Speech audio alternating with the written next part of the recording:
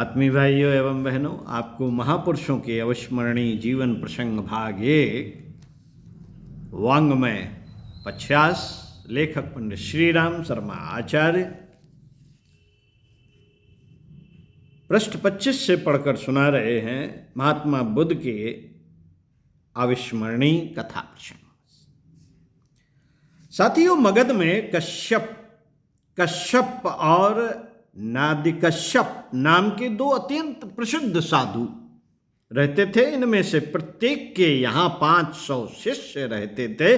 बुद्ध ने उनको बताया, भगवान बुद्ध ने उनको बताया कि जो तपस्या किसी प्रकार के फल की इच्छा रखकर की जाती है, उससे कामना का नाश नहीं होता।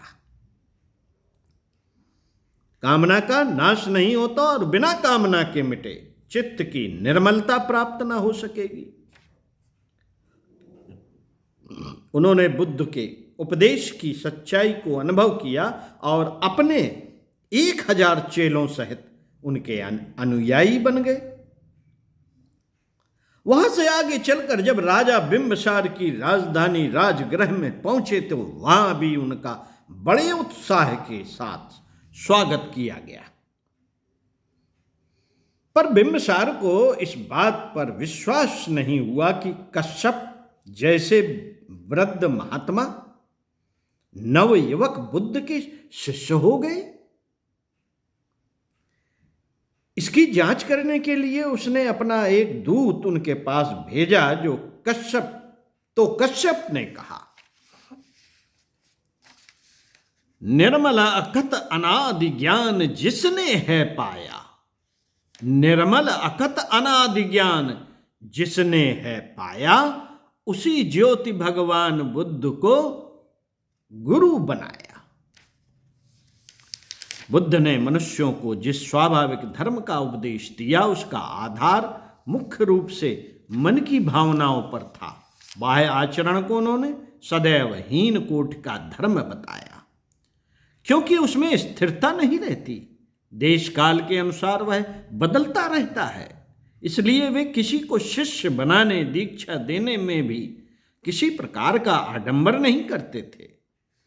जब शारिपुत्र तथा मौदगल्यान जैसे प्रमुख भिक्षुओं ने उनसे प्रवज्ञा करने की प्रार्थना की तो बुद्ध ने यही कहा, आओ भिक्षुओं, धर्म तो स्पष्ट और सरल होता है।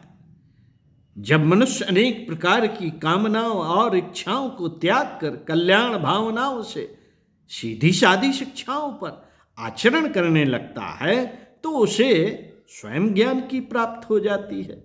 वह भव बंधनों से छुटकारा पा जाता है।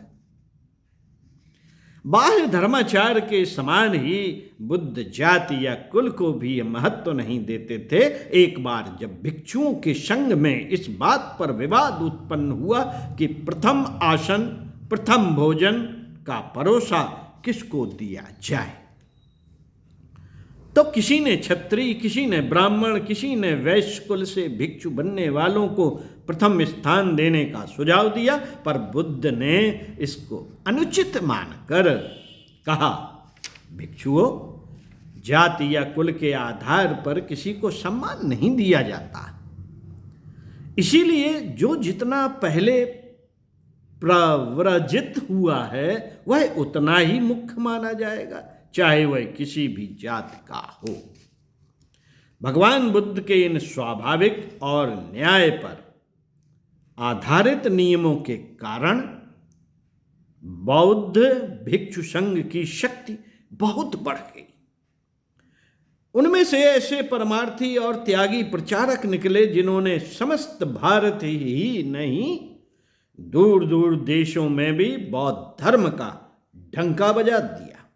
आज भी उसका प्रभाव बहुत अंशों में दिखाई पड़ रहा है।